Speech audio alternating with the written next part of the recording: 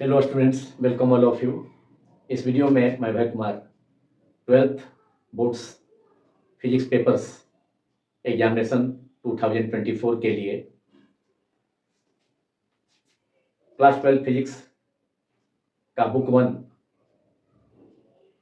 का chapters 1 to 8 के VBI short answer type guess questions 2 marks and 3 marks को Hindi and English languages में बताने जा रहा हूं।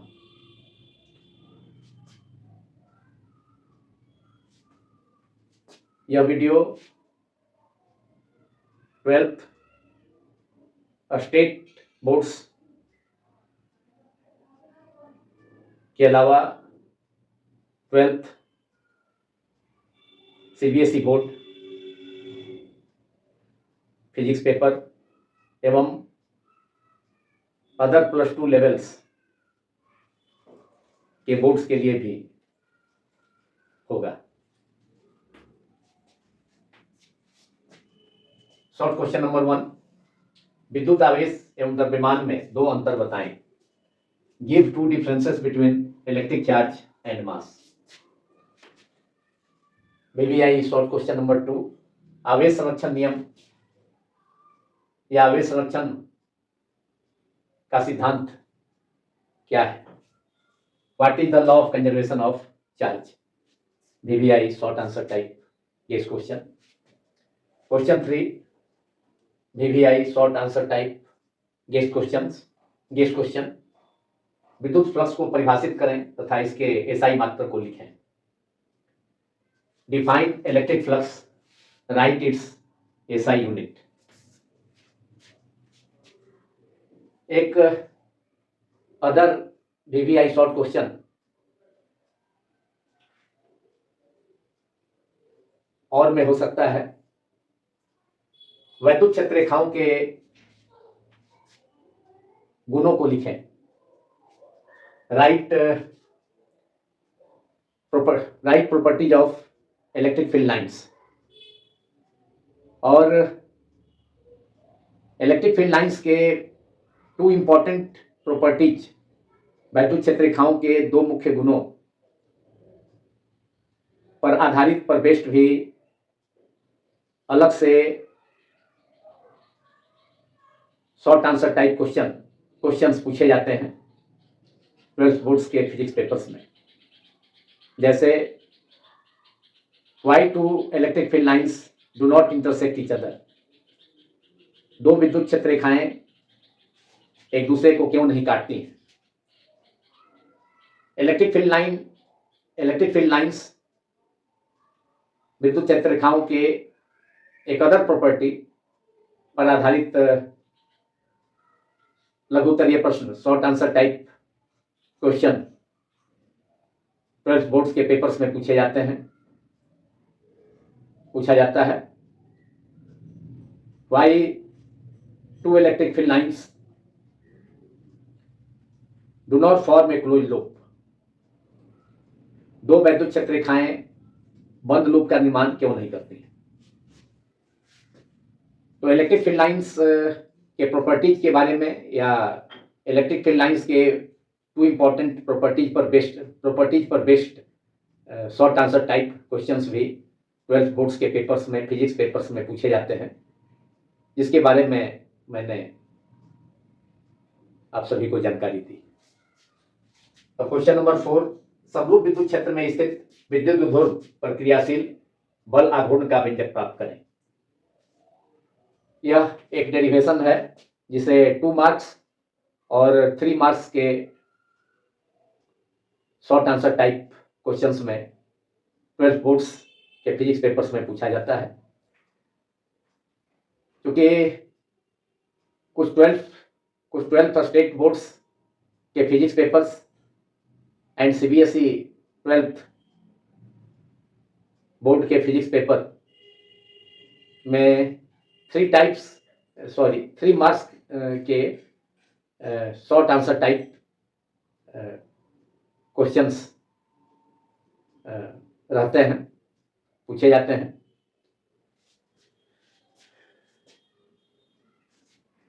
Now question number 5, maybe I short answer type guessed questions. विद्युत क्षेत्र की तीव्रता एवं विद्युत विभव में से क्या समझते हैं? और विद्युत क्षेत्र की तीव्रता और विद्युत विभव के बीच संबंध capital E equals to minus dV by dx स्थापित करें। What do you mean by electric field intensity and electric potential, और establish relation between electrostatic potential V capital V and electric field intensity capital E. The relation is capital E vector equals to minus dV upon dx. तो इस relation को भी establish करने के लिए 12 boards के physics papers में पूछा जाता है। या electric field intensity and electric potential को एक साथ या अलग अलग भी डिफाइन करने के लिए पूछा जाता है 12 बोर्ड्स के फिजिक्स पेपर्स में। Now question number 6 is and another very important short answer type derivation. Question 6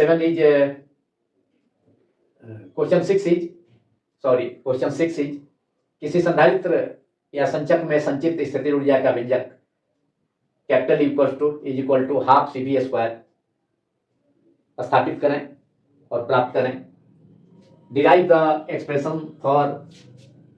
expression for electrostatic potential energy of a capacitor. The relation is U is equal to, we have to derive the expression for electrostatic potential energy stored in a capacitor, which is capital U is equal to half CV square. और इस question के विकल्प के तौर पर alternative question short answer type derivation, that is 3 marks derivation, जो कि usually CBSE 12 board और सम 12 state boards, for example Rajasthan board, MP board, UP board, तो उसमें ETC, तो इन सभी बोर्ड्स जिसका मैंने जिक्र किया उनमें इसके अलावा भी कुछ अन्य 12th स्टेट बोर्ड्स हैं जिसमें 3 मार्क्स के शॉर्ट आंसर टाइप क्वेश्चंस पूछे जाते हैं CBSE 12th बोर्ड के फिजिक्स पेपर के अलावा। तो क्वेश्चन 6 का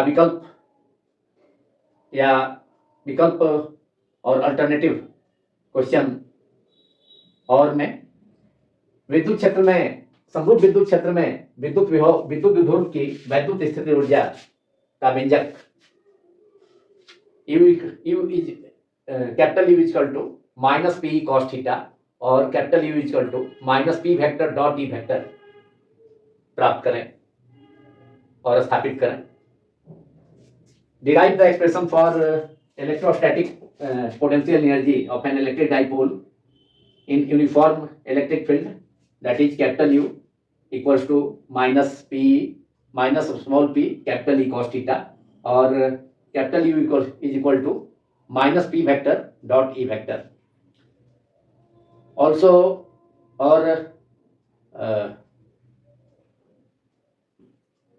obtain, और में हो सकता है also obtain the formula for electrostatic potential energy of an electric dipole in uniform electric field in the stable and unstable equilibrium of an electric dipole.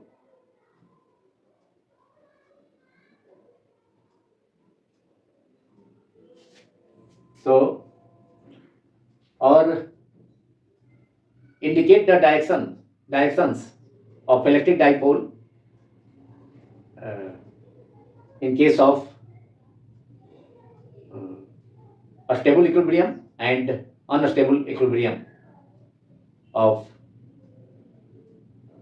an electric dipole in uniform electric field. कभी कभी electric field के direction को भी uniform electric field में electric dipole के को stable equilibrium and unstable equilibrium के cases में इंडिकेट कराना होता है, उसको रिप्रेजेंट कराना होता है उसके डायरेक्शन को। तो उसको इंडिकेट करने के लिए डायग्राम के साथ फॉर्मूला को लिख करके डायग्राम के साथ स्टेबल इक्विलिब्रियम में पोटेंशियल एनर्जी का फॉर्मूला, अनस्टेबल इक्विलिब्रियम में पोटेंशियल एनर्जी का फॉर्मूला, या स्टेबल इक्विलिब्रियम में torque acting on the dipole उसका फॉर्मूला, और अनस्टेबल इक्विलिब्रियम में इलेक्ट्रिक फील्ड में अगर टॉर्क होगा तो उसके लिए कितना वैल्यू होगा टॉर्क का। और दोनों सिचुएशन में इलेक्ट्रिक डाइपोल को इलेक्ट्रिक फील्ड में उसके डायरेक्शन को रिप्रेजेंट करना होता है। नाउ क्वेश्चन नंबर 7, जो कि एक प्रॉब्लम है, very very important problem. Capacitor पर बेस्ड किसी समानांतर प्लेट संधारित्र के प्रत्येक प्लेट का क्षेत्रफल 6 × 10⁻³ मीटर स्क्वायर तथा दोनों प्लेटों के बीच की दूरी 3 मिलीमीटर है। संधारित्र या संचक की धारिता एवं संचित ऊर्जा ज्ञात करें। बहुत ही इंपॉर्टेंट प्रॉब्लम है। इसे 12th स्टेट बोर्ड्स के फिजिक्स पेपर्स में एंड CBSE 12th बोर्ड एवं अदर 12th बोर्ड्स के फिजिक्स पेपर्स में इस टाइप का क्वेश्चन, कैपेसिटर पर बेस्ड प्रॉब्लम यूजुअली पूछा जाता है। मैं इस क्वेश्चन को फिर रिपीट करता हूं। किसी समानांतर प्लेट संधारित्र के प्रत्येक प्लेट का क्षेत्रफल 6 × 10⁻³ मीटर स्क्वायर तथा दोनों प्लेटों के बीच की दूरी 3 मिलीमीटर है। संधारित्र की धारिता, कैपेसिटेंस एवं संचित ऊर्जा, स्टोर्ड इलेक्ट्रोस्टैटिक पोटेंशियल एनर्जी ज्ञात करना है। In a parallel plate capacitor, each plate has an area of 6 × 10⁻³ meter square, and the distance between or separation between the two plates of the parallel plate capacitor is 3 millimeter. Area of each plate is 6 × 10⁻³ meter square, and the separation between both plates of the capacitor is 3 millimeter. Number 1, calculate the capacitance of the capacitor, that is parallel plate capacitor. And number 2, also find electrostatic potential energy stored in the capacitor. Formula is E is equal to half CV square. Very important formula. This formula पर based problems भी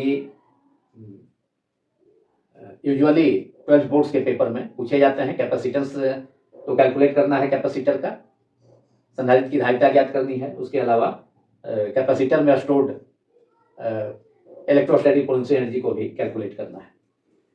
now question number 8, it is also a problem. तीन बिंदु आवेश -q, +q एवं -q एक सरल रेखा पर बराबर दूरी पर रखे जाते हैं। यदि तीनों आवेशों के निकाय की विद्युत स्थितिज ऊर्जा 0 हो तो आवेशों Q अपॉन q का अनुपात ज्ञात करें। Find the ratio of two charges Q and q, that is Q upon q, if the electrostatic potential energy of a system of 3 charges -q, +q and again -q placed at equal distances on a straight line, and potential energy of the total potential energy of the system of 3 charges is 0. तो 3 point charges हैं -q, +q and -q, जो कि एक दूसरे से equal distance पर रखे जाते हैं किसी स्ट्रेट लाइन में, एंड किसी सरल रेखा पर रखे जाते हैं स्ट्रेट लाइन में 3 डिफरेंट पोजीशंस पर, एंड 3 चार्जेज के सिस्टम का टोटल इलेक्ट्रोस्टैटिक पोटेंशियल एनर्जी, कुल स्थिर विद्युतीय स्थिति ऊर्जा शून्य है, तो big charge that is capital Q charge and small Q charge का रेशियो ऑब्टेन करना है। इसके अलावा grouping of capacitors, series and parallel connection of capacitors पर बेस्ड भी प्रॉब्लम्स यूजुअली 12th बोर्ड्स के फिजिक्स पेपर्स में बराबर पूछे जाते हैं, हमेशा पूछे जाते हैं, तो उन्हें भी आप लोग प्रिपेयर कर लें।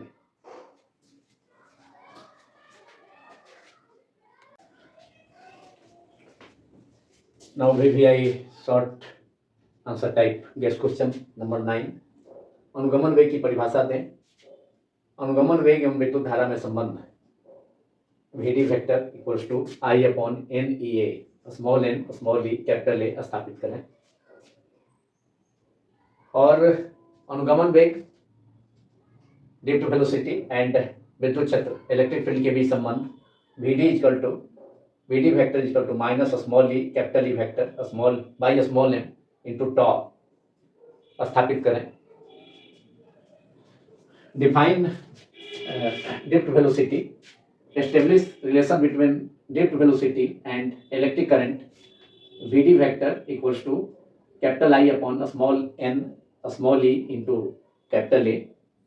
और establish the relation between drift velocity VD and electric field capital E vector as VD, the relation is VD vector equals to minus small e capital E vector upon a small m into tau, where tau is the relaxation time and a small m is the mass of an electron, a small e is the charge on electron और capital E vector is the electric field।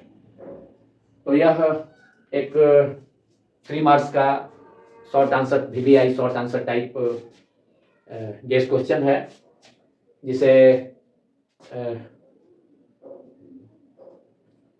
कुछ 12th boards में जिनके 3 marks के short answer type questions पूछे जाते हैं, जिनमें CBSE समेत कुछ 12th स्टेट बोर्ड्स भी शामिल हैं उसमें,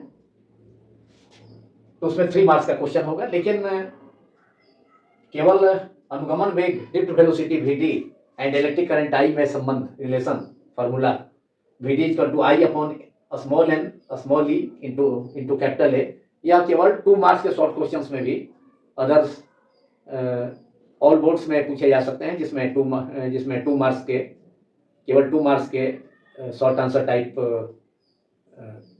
क्वेश्चंस होते हैं। या ड्रिफ्ट वेलोसिटी VD, अनुगमन वेग VD वेक्टर एवं electric field and electric field E capital E vector के बीच relation VD equal to minus small e capital E vector upon small m into toe.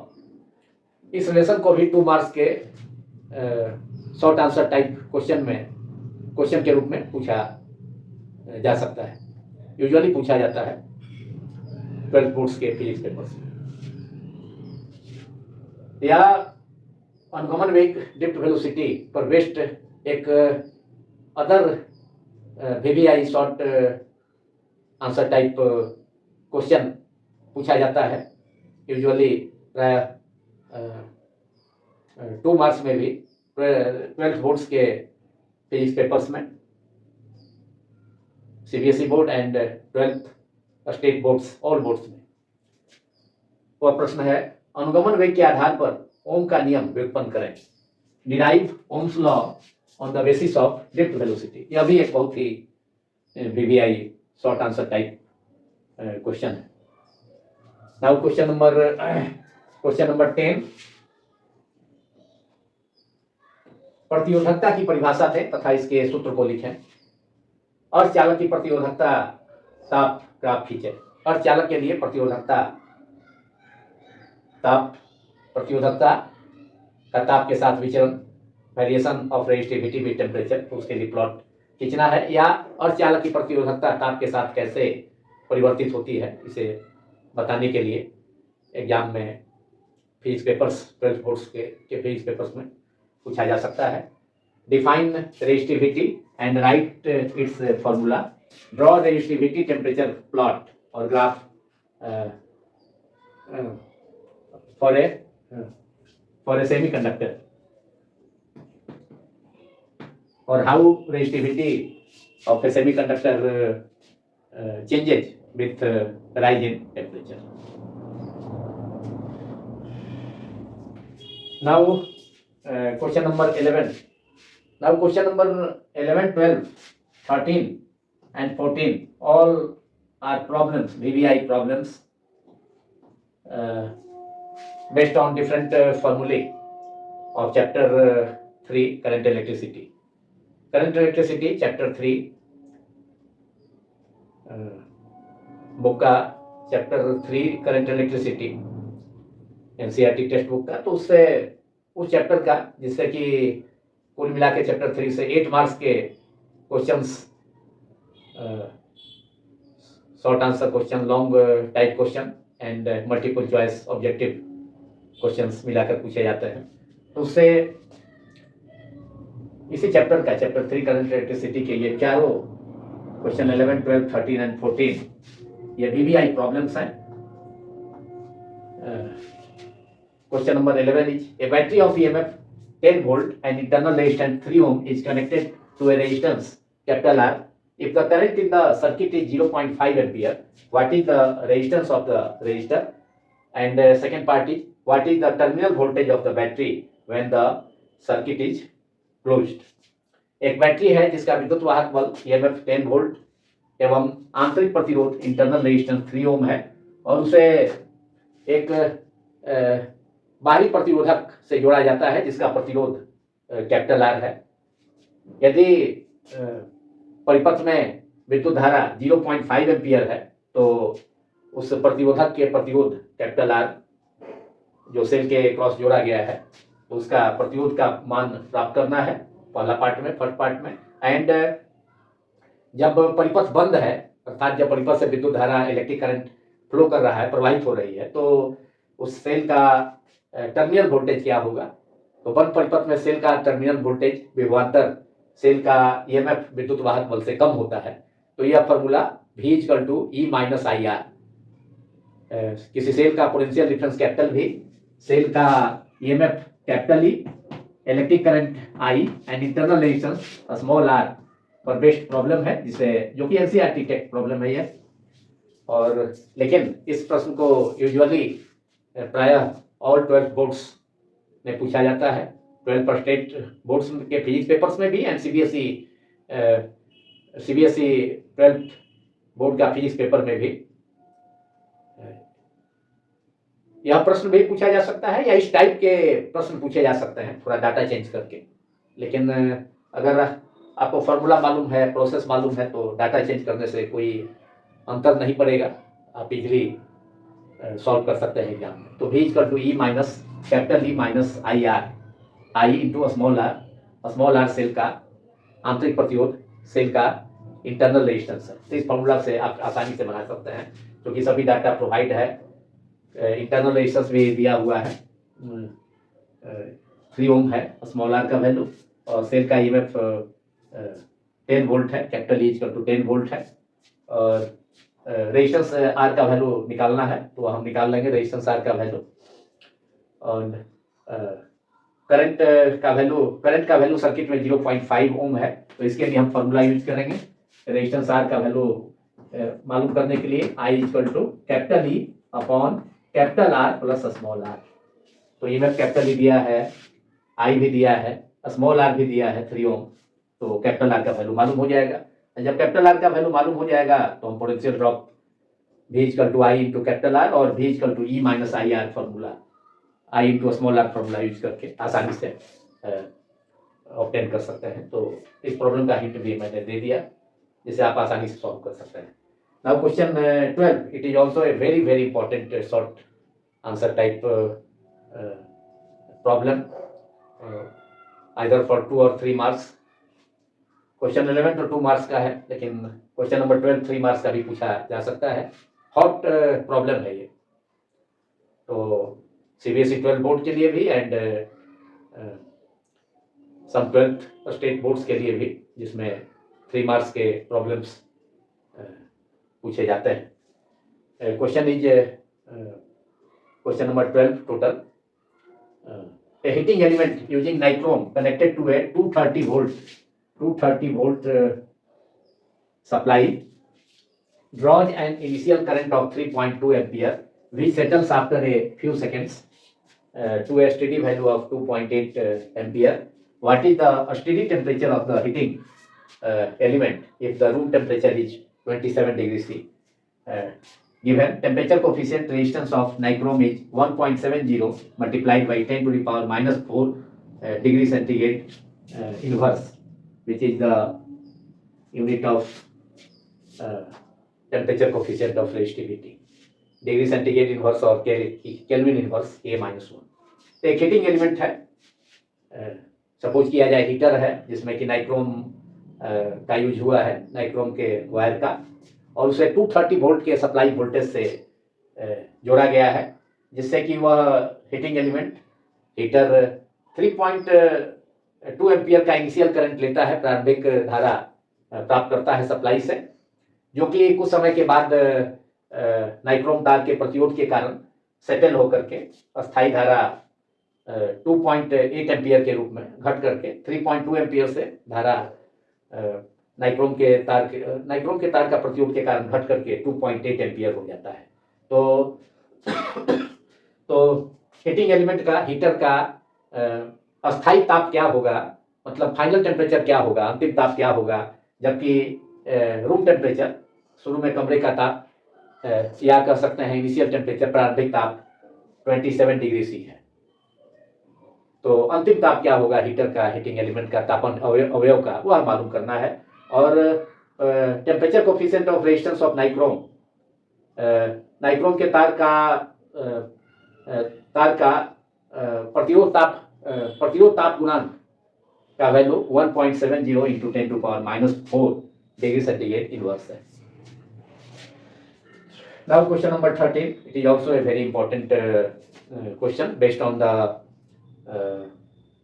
electric power and heat developed in a resistor। विद्युत शक्ति तथा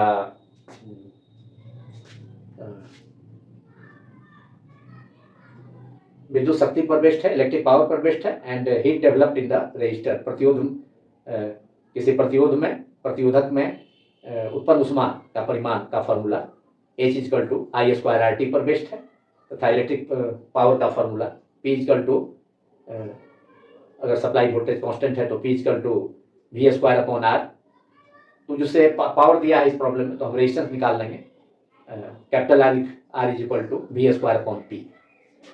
Two bulbs, the problem is 2 bulbs are marked 220 volt, voltage दिया है 220 volt, 100 watt power भी दिया है, and 220 volt and 220 volt 50 watt respectively are joined in series to 220 volt main supply। एक ही supply main से जोड़ा जाता है दो बल्ब्स को, जिन पर लिखा गया है 220 वोल्ट 100 वाट, 220 वोल्ट वोल्टेज है एंड 100 वाट पावर उस बल्ब का लिखा होता है बल्ब पर, एंड सेकेंड बल्ब का वोल्टेज 220 वोल्ट ही है लेकिन पावर 50 वाट है, वो अभी लिखा गया है सेकेंड बल्ब पर। तो दोनों बल्ब्स को जोड़ा जाता है 220 वोल्ट मेन से, मतलब सप्लाई वोल्टेज भी सेम है, V = 220 volt. Determine the ratio of heat generated in them, तो दोनों बल्ब में जो हीट उष्मा उत्पन्न होगी उसका रेशियो मालूम करना है। इसका आंसर होगा H1, जो कि heat developed in the first bulb, and H2 heat developed in the second bulb. पहले बल्ब में उत्पन्न उष्मा का परिमाण H1 है, दूसरे बल्ब में H2 है, तो दोनों का ratio H1:H2, that is H1/H2 = 1/2 आएगा, इसका आंसर होगा। एंड फार्मूला इसमें यूज करना होगा R = रेजिस्टेंस का फार्मूला R =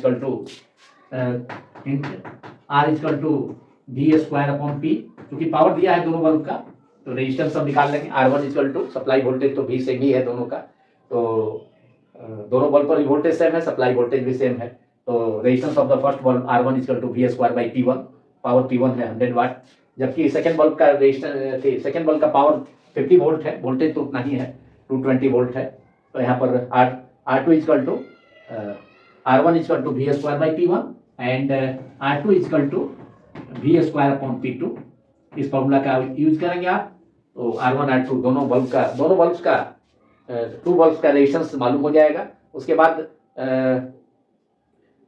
एक सेकेंड में या टी टाइम में कितना हीट जनरेट होगा दोनों बल्ब्स में, H equal to I square RT, उस फॉर्मूला का हम यूज कर सकते हैं। H equal to heat develop in a resistor in time t second is H equal to I square R into T, और टाइम अगर 1 second ले लिया जाएगा तो H equal to H heat develop का फॉर्मूला है, उत्पन्न ऊष्मा का परिमाण, तो H equal to I square R 1 second में heat developed in a resistor और resistance is H equal to I square R। तो पहले बल्ब में हो जाएगा हीट डेवलप्ड 1 सेकेंड में H1 equal to I1 square into R1, and second bulb में हो जाएगा H2 इक्वल टू, चूँकि दोनों बल्ब को जोड़ा गया है सीरीज में, तो दोनों सीरीज कनेक्शन में सेम करंट फ्लो करता है, इसलिए I1 इक्वल टू I2, मतलब दोनों केस में करंट क्या होगा, I ही होगा। तो heat developed in the first bulb हो जाएगा 1 सेकेंड में H1 equal to I square R1 हम इस फॉर्मूला से V square by P1, and heat developed in the second bulb H2 बराबर I स्क्वायर, क्योंकि सेम करंट दोनों को सीरीज में जोड़ा गया है, दोनों बल्ब्स को श्रेणी क्रम में जोड़ा गया है, तो सेम करंट फ्लो करता है श्रेणी क्रम कनेक्शन में। तो H2 equal to I square R2 into 1, अगर t 1 सेकेंड दे दिया गया है तो H2 equal to I square into R2 and R2 equal to V square upon P2 is 50 watt. तो आसानी से हम इस प्रॉब्लम को सॉल्व कर सकते हैं, लेकिन है यह एक बहुत ही BBI 2 मार्क्स का प्रॉब्लम जिसे इस टाइप के प्रॉब्लम्स भी यूजुअली CBSE 12 बोर्ड्स समेत all 12 boards, nearly all 12 boards के फिजिक्स पेपर्स में पूछे जाते हैं। तो इसका आंसर होगा heat developed in both bulbs, ratio of heat developed in both bulbs H1 H1 is H1 ratio H2, that is H1 upon H2 is equal to 1/2. Now another problem, question number 14 of this video is also a problem, but this problem is based on the connection of two cells in parallel connection, जो कि एक बहुत ही important connection of sales भी इस chapter का बहुत ही important topic है, जिस पर कि हमेशा प्रॉब्लम्स पूछे जाते हैं। CBSE बोर्ड्स में तो यूजुअली पूछा जाता है, एंड उसके अलावा 12 स्टेट बोर्ड्स में भी यूजुअली, प्राय सभी बोर्ड्स में, स्टेट बोर्ड्स में भी इस पर बेस्ड या तो प्रॉब्लम हो या इस पर बेस्ड MCQs हो तो निश्चित रूप से पूछे जाते हैं। कभी कभी डेरिवेशन भी टू सेल्स जिनके EMFs E1 E2 है, internal resistance R1 small R1 और R2 है, उनको पैरेलल में जोड़ा जाता है, तो इफेक्टिव रेजिस्टेंस का, इफेक्टिव EMF का वैल्यू कितना होगा एंड इफेक्टिव इंटरनल रेजिस्टेंस का भी वैल्यू कितना होगा कॉम्बिनेशन का। तो इसे 2 और 3 मार्क्स के, दोनों मिलाकर 3 मार्क्स के डेरिवेशन में भी पूछा जाता है, एंड इस पर प्रॉब्लम्स भी पूछे जाते हैं MCQs से लेकर के 2 मार्क्स और 3 मार्क्स में। ये जो प्रॉब्लम उस टाइप का प्रॉब्लम है, two cells of EMFs 1.5 volt and 2.0 volt having internal resistances 0.2 ohm and 0.3 ohm respectively are joined in parallel. Calculate the EMF and internal resistance of the combination. दो cells हैं जिनमें पहले cell का विद्युत वाहक बल EMF electromotive force 1.5 volt, capital E1 equal to 1.5 volt, and second cell का EMF capital E2 equal to 2.0 volt है, दैट इज 2 वोल्ट है, and internal resistances small R1, first cell का small R1 equal to 0.2 ohm, and second cell का internal resistance R2 equal to small R2 equal to 0.3 ओम है, और दोनों sales को जोड़ा जाता है समानांतर क्रम में पैरेलल कनेक्शन में। तो EMF कितना होगा, इफेक्टिव EMF कितना होगा इस कॉम्बिनेशन का, दोनों सेल्स के कॉम्बिनेशन का, बोथ सेल्स के कॉम्बिनेशन का, समानांतर क्रम संयोजन का, पैरेलल कनेक्शन का कंबाइंड EMF, मतलब टोटल EMF कितना होगा, एंड इफेक्टिव EMF कितना होगा, एंड इफेक्टिव इंटरनल रेजिस्टेंस कितना होगा, आंतरिक दोनों सेलों के संयोजन का कुल विद्युत वाहक बल एवं कुल आंतरिक प्रतिरोध ज्ञात करना है। तो दो सेल्स जब पैरेलल कनेक्शन में जोड़े जाते हैं, डिफरेंट सेल्स, तो उनका टोटल EMF का फॉर्मूला होता है E effective, capital E effective, E double F equals to E1 R2 plus E2 R1 upon R1 plus R2 and total internal resistance का फॉर्मूला होता है R effective small r effective equals to R1 R2 upon R1 plus R2 और 1 by R इफेक्टिव is equal to 1 by R1 plus 1 by R2। तो इस formula मैंने बताया दोनों के लिए, टोटल ईएमएफ के लिए एंड टोटल इंटरनल रेजिस्टेंस के लिए, इसके हेल्प से आप आसानी से इस प्रॉब्लम को सॉल्व कर सकते हैं।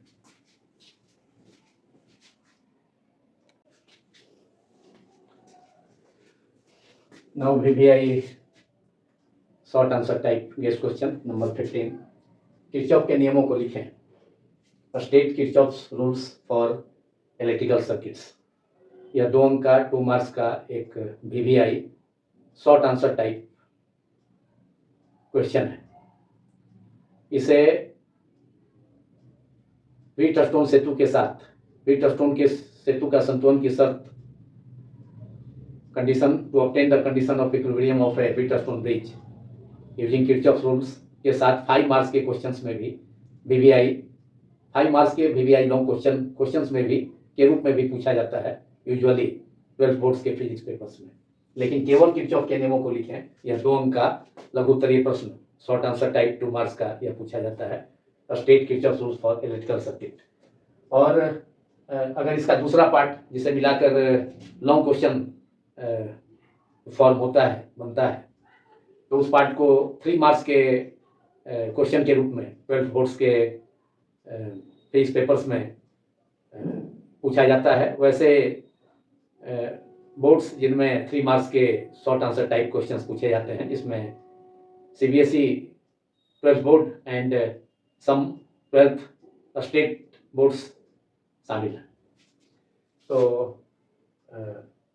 इस क्वेश्चन के और में 3 मार्क्स का शॉर्ट क्वेश्चन के लिए और किरचॉफ के नियमों का उपयोग कर व्हीटस्टोन सेतु के संतुलन की शर्त प्राप्त करें।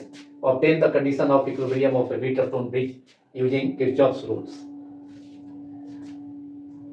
इन दोनों को मिलाकर के VBI long type guess questions भी यूजुअली पूछा जाता है 12 बोर्ड्स के पेपर में के फिजिक्स पेपर्स में, जिसे मैंने लॉन्ग टाइप 2024 के लिए लॉन्ग टाइप गेस क्वेश्चंस में शामिल किया है।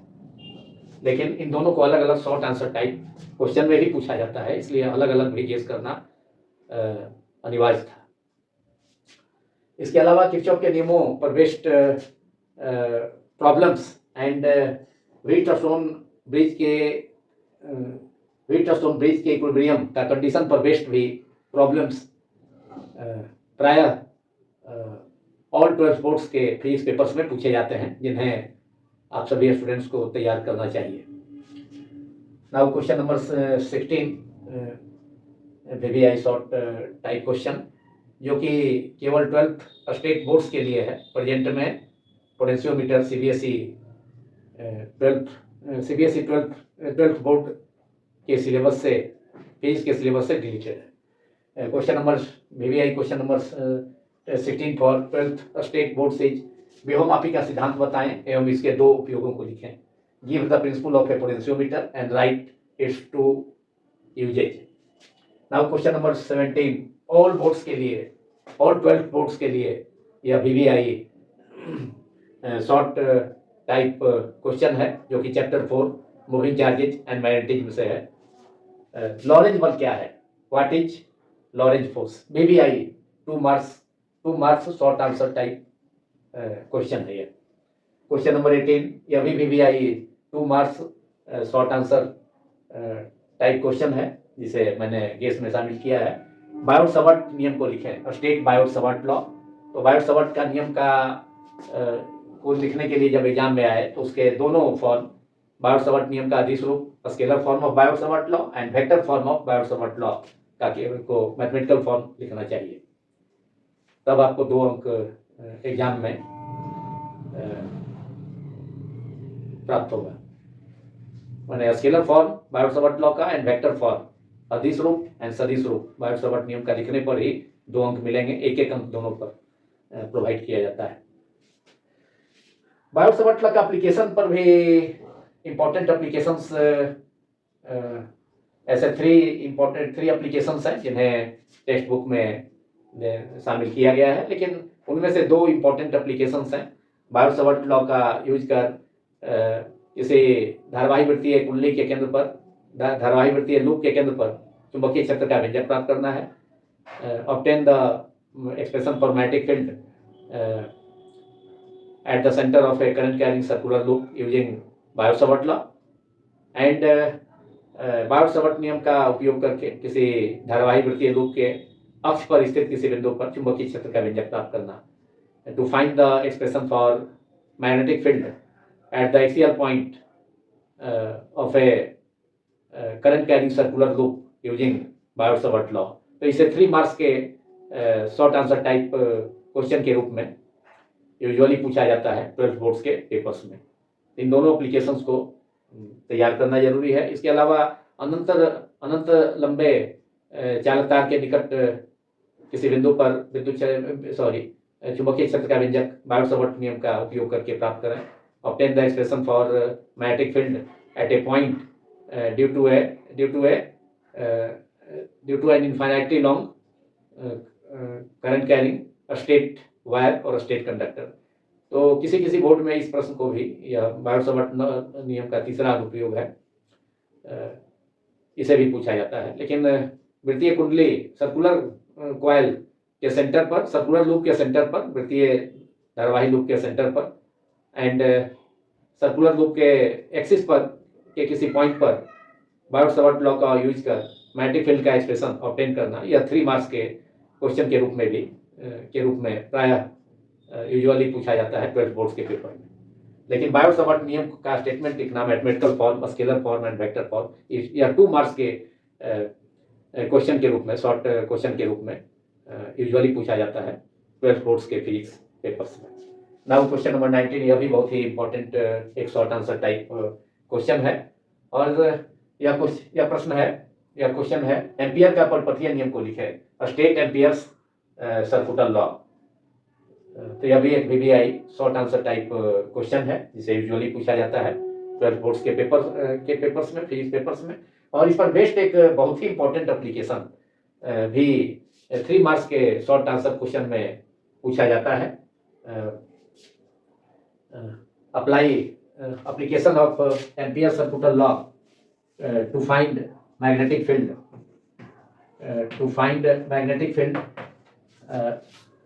inside a current carrying solid wire.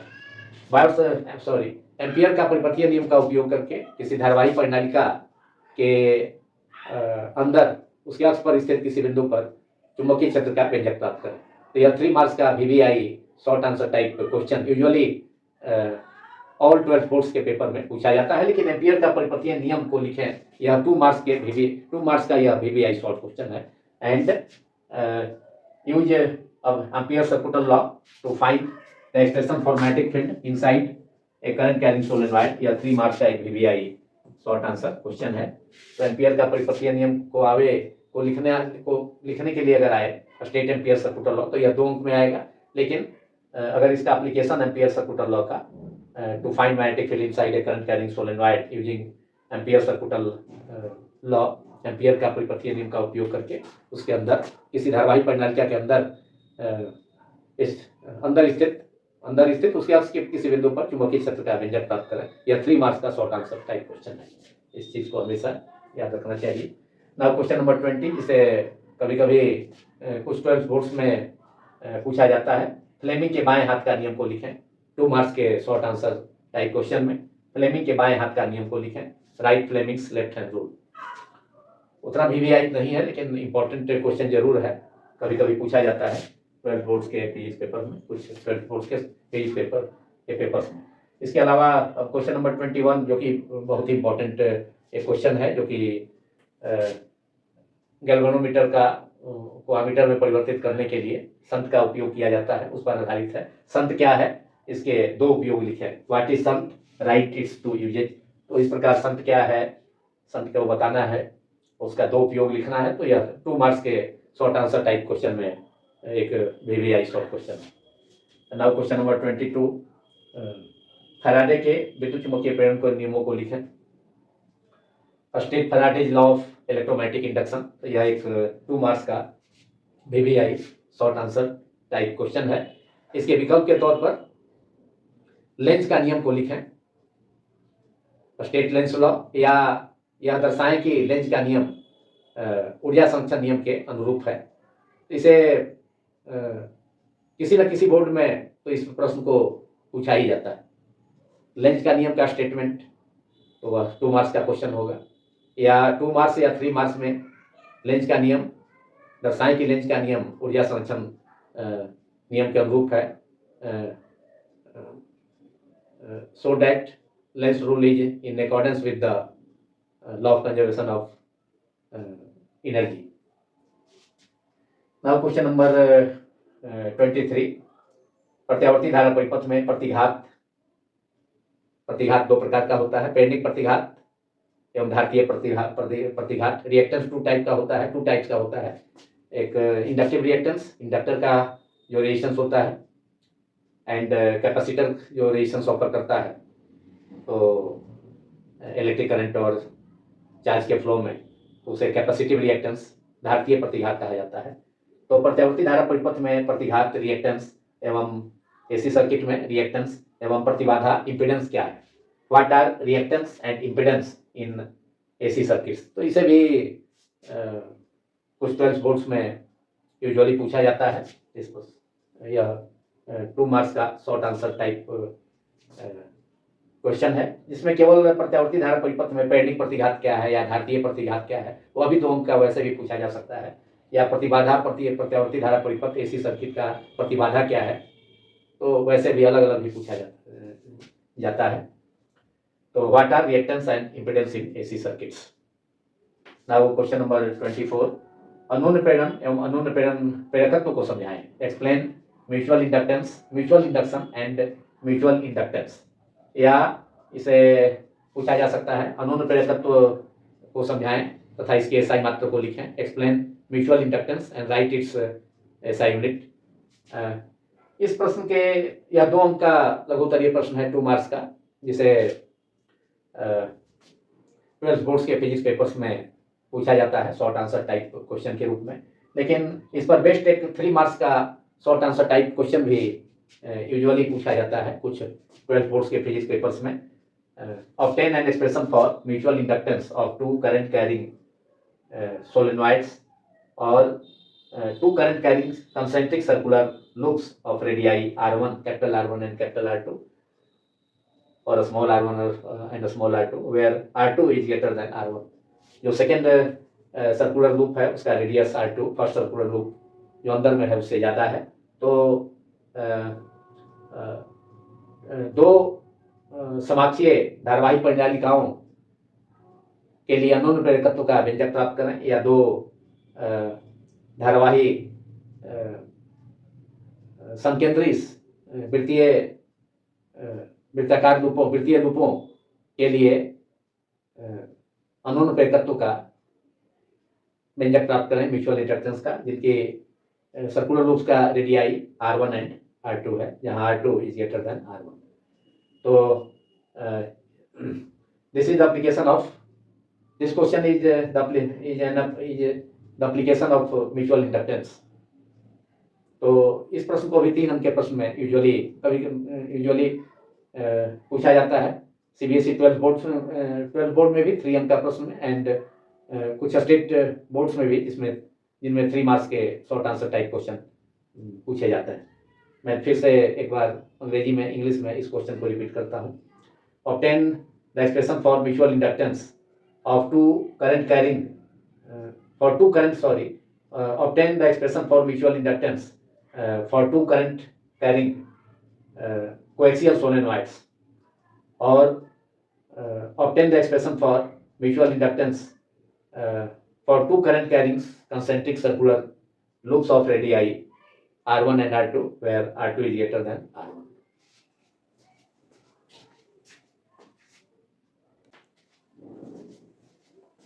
Now VVI short type guest question number 25, transformer में ऊर्जा क्षय को लिखें या ट्रांसफार्मर में ऊर्जा क्षय को समझाएं। Write types of energy losses in a transformer और explain copper losses in a transformer.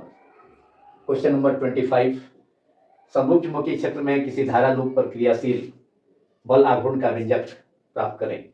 धारा लूप वृत्तीय या आयताकार धारा लूप हो सकता है। Derive an expression for torque acting on a current loop, circular और rectangular current loops in uniform magnetic field. यह VVI short answer type 3 marks question है, जिसे यूजुअली ऑल 12th बोर्ड्स के फिजिक्स पेपर्स में पूछा जाता है, लेकिन कुछ 12th स्टेट बोर्ड्स में इसे 5 मार्क्स के लॉन्ग क्वेश्चन के रूप में भी पूछा जाता है। लेकिन CBSE 12th बोर्ड में और सम अदर 12th बोर्ड्स जिनमें 3 मार्क्स के शॉर्ट आंसर टाइप क्वेश्चंस पूछे जाते हैं, उनमें यह 3 मार्क्स के शॉर्ट क्वेश्चन के रूप में भी पूछा जाता है। Now question number 26, LCR AC परिपथ में विद्युत अनुनाद को समझाएं। Explain electrical resonance in A series LCR AC circuit. यह भी 2 मार्क्स का एक VVI short answer type question है। LCR AC परिपथ में विद्युत अनुनाद को समझाएं। Explain electrical resonance in A series LCR AC circuit. और इस शॉर्ट टाइप क्वेश्चन के और में प्रॉब्लम्स भी यूजुअली LCR AC सर्किट पर या और LR सर्किट पर, AC सर्किट पर यूजुअली कुछ 12th बोर्ड्स में निश्चित रूप से पूछा जाता है, जिनमें से CBSE 12th बोर्ड में तो अक्सर पूछा जाता है, हमेशा पूछा जाता है LCR सीरीज AC सर्किट पर प्रॉब्लम्स और LR सर्किट पर और CR सर्किट पर। एंड कुछ 12th स्टेट बोर्ड्स में भी LCR AC सीरीज सर्किट पर क्वालिटी फैक्टर पर, रेजोनेंट एंगुलर फ्रीक्वेंसी कैलकुलेट करने पर, इस पर बेस्ड प्रॉब्लम्स, इनके फॉर्मूले पर बेस्ड प्रॉब्लम्स यूजुअली प्राय पूछे जाते हैं। The problem is one of the problems out of those problems, one of the problem is obtain the resonant angular frequency omega r of a series LCR AC circuit with inductance, value of inductance capital L is equal to 2.0 Henry, C capacitance C is equal to 32 microfarad, and the value of resistance capital R is equal to 10 ohm. What is the Q factor, that is quality factor of the circuit? तो इस problem में एक series LCR resonant LCR circuit है, एक श्रेणी क्रम प्रत्यावर्ती धारा अनुनादी परिपथ है, जिसमें कि अनुनादी कोणीय आवृत्ति resonant angular frequency omega R का वैल्यू मालूम करना है, जबकि इंडक्टेंस प्रेरकत्व L का वैल्यू 2 हेनरी है। कैपेसिटर का धारिता C इक्वल टू 32 माइक्रोफैराड है, एंड रजिस्टर का प्रतिरोध R बराबर 10 ओम है।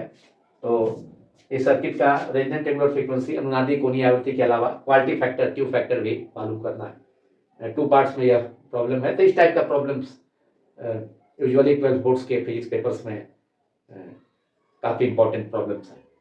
उनमें से एक प्रॉब्लम मैंने इस टाइप का प्रॉब्लम डाटा चेंज करके या और भी इसमें कुछ सर्किट बना करके या और भी एक आध पार्ट जोड़ करके, कभी कभी CBSE बोर्ड में तो 3 पार्ट्स के प्रॉब्लम्स होते हैं LCR सीरीज सर्किट पर भी यूजुअली, तो पूछे जा सकते हैं वैसे प्रॉब्लम्स भी।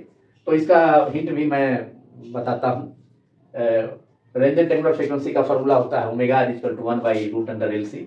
L का वैल्यू है 2 हेनरी, तो 1/√2 मल्टीप्लाइड बाई कैपेसिटेंस C का वैल्यू है 32 माइक्रोफैराड। इसे फैराड में कन्वर्ट कर लेंगे, 32 × 10⁻⁻6 फैराड, एंड तो 1/√LC LNC का वैल्यू रखने पर, कैलकुलेट करने पर जो वैल्यू आएगा रेजोनेंट एंगुलर फ्रीक्वेंसी अनुनादी कोणीय आवृत्ति LCR सीरीज AC सर्किट का, वह 125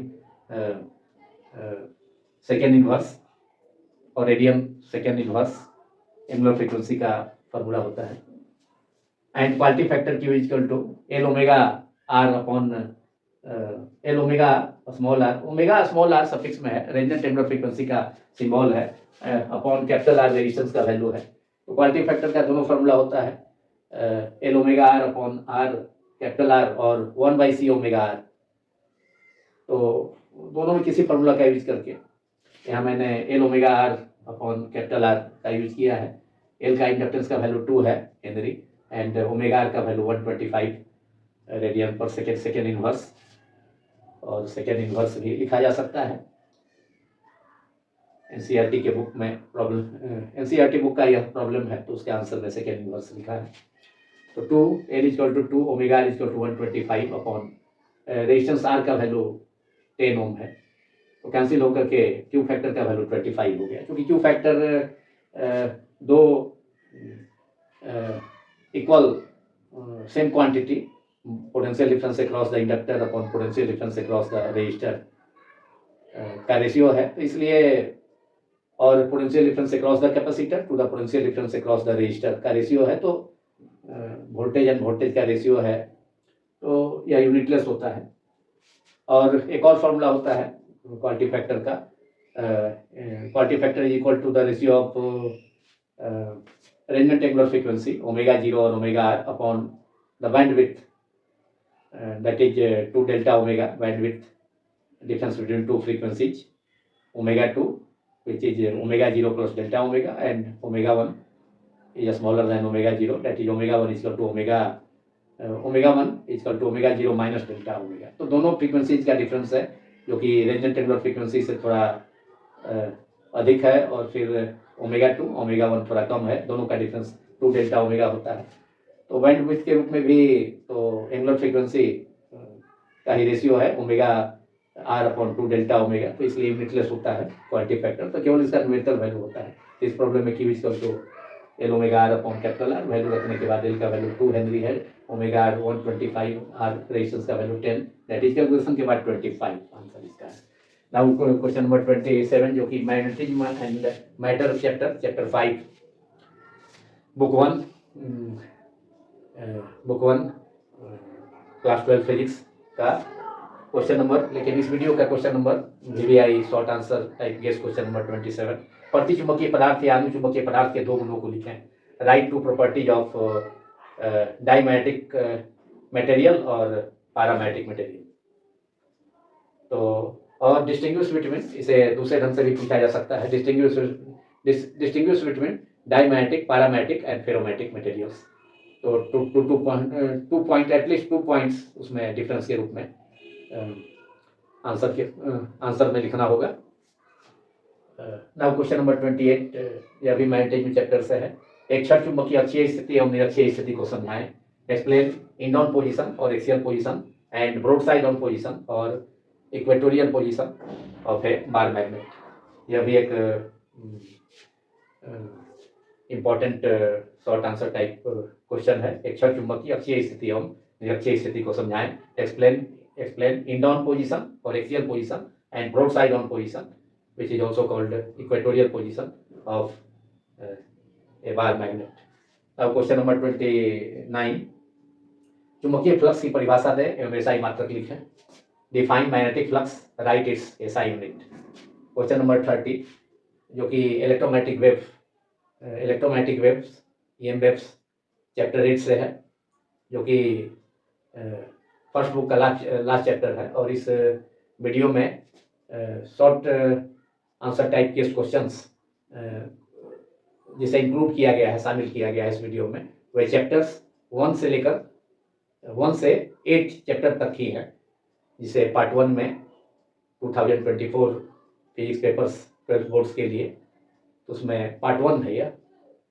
इसका short answer type guess question का सेकेंड पार्ट जो कि बुक 2 का होगा, क्लास 12 फिजिक्स बुक 2 का, जो कि चैप्टर नंबर 9 से चैप्टर नंबर 15 तक का।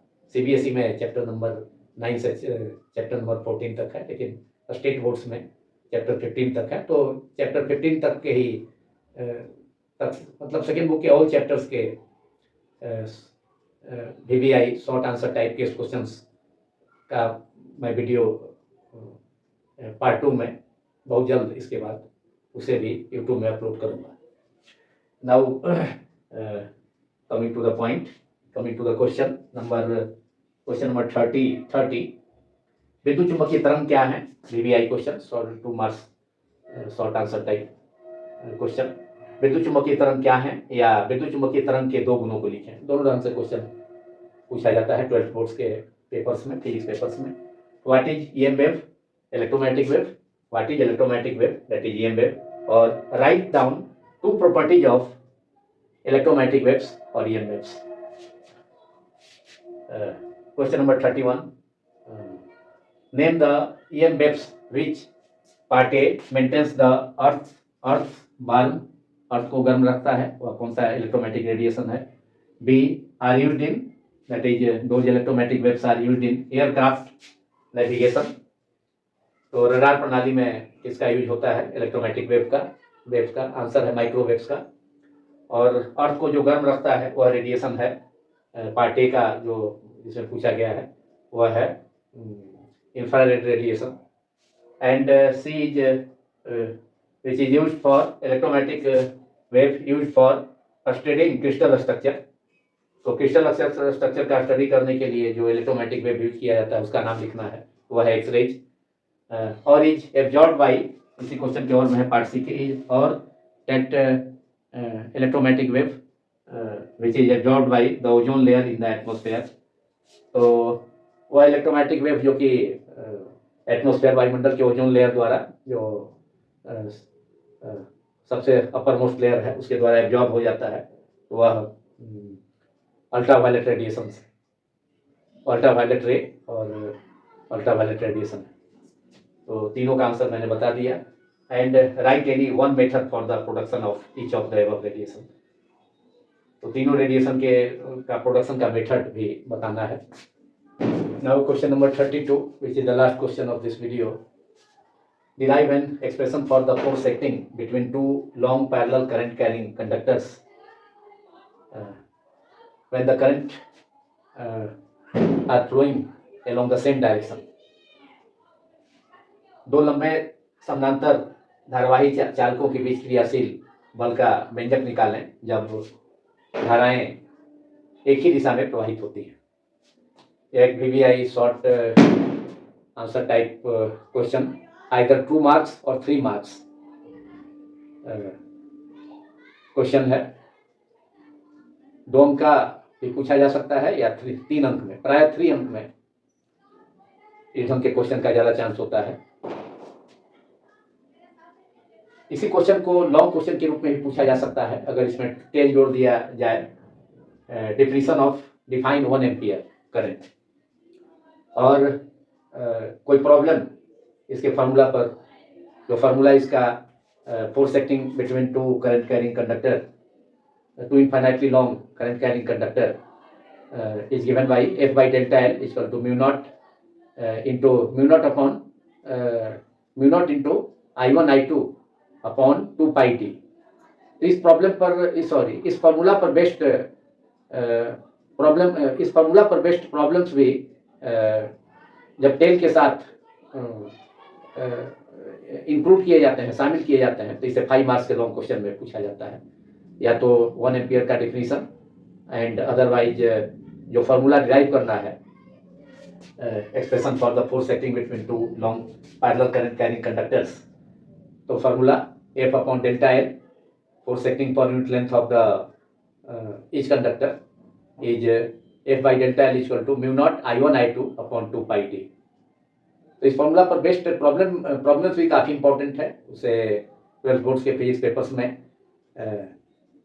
CBSE 12th बोर्ड में भी एंड स्टेट बोर्ड्स में भी, 12th स्टेट बोर्ड्स में भी यूजुअली पूछा जाता है। CBSE 12th बोर्ड के पेपर में, तो फिजिक्स के पेपर में तो नियरली 1 ईयर के गैप के बाद तो निश्चित रूप से ही पूछा जाता है। तो इस प्रश्न में अगर डेफिनेशन ऑफ एम्पियर की परिभाषा और कोई प्रॉब्लम, आंतरिक प्रश्न अगर इंक्लूड किया जाता है तो 2 मार्क्स का वह हो जाएगा, तो 3 + 2 5 मार्क्स का यह लॉन्ग क्वेश्चन हो जाता है। और वैसे केवल derive an expression for the force acting between two long parallel current carrying conductors along the same direction और in the opposite direction, formula same आएगा। लेकिन जब सेम डायरेक्शन में करंट फ्लो करता है, 2 पैरेलल इनफाइनाइटली लॉन्ग और very long conductor से होकर के, तो दोनों कंडक्टर एक दूसरे को अटैक करते हैं एंड अपोजिट डायरेक्शंस में जब करंट फ्लो करता है तो एक दूसरे को रिपेल करते हैं। अंतर इतना ही है, लेकिन एक्सप्रेशन तो दोनों के सिचुएशन में सेम ही होगा फोर्स का। तो now this video is completed. अब यह वीडियो पूरा होता है जिसमें हम लोगों ने 12th boards physics papers, 12th state boards and 12th CBSE board और 12th अदर बोर्ड्स के लिए क्लास 12 फिजिक्स का बुक 1 का चैप्टर्स 1 to 8 तक के 2 मार्क्स एंड 3 मार्क्स के VVI शॉर्ट आंसर टाइप अति महत्वपूर्ण लघुत्तरीय प्रश्नों 2 अंक तथा 3 अंक के, उसको हम लोगों ने डिस्कस किया, उसके बारे में जानकारी प्राप्त की। जो संभावित प्रश्न हो सकते हैं 2024 की 12th बोर्ड्स के फिजिक्स के पेपर्स में। मेरा ऐसा मानना है, मुझे पूरा भरोसा है, विश्वास है कि यदि इस वीडियो से आप सभी इसके प्रश्नों के उत्तर की तैयारी अगर करेंगे तो शॉर्ट आंसर टाइप सभी बोर्ड्स के, ऑल 12 बोर्ड्स के 70 to 80% के शॉर्ट आंसर टाइप क्वेश्चंस जो आपके फिजिक्स पेपर्स में पूछे जाएंगे, तो इस वीडियो में से हो सकते हैं 70 to 80% क्वेश्चंस आपके फिजिक्स के पेपर्स के, डिफरेंट बोर्ड्स के।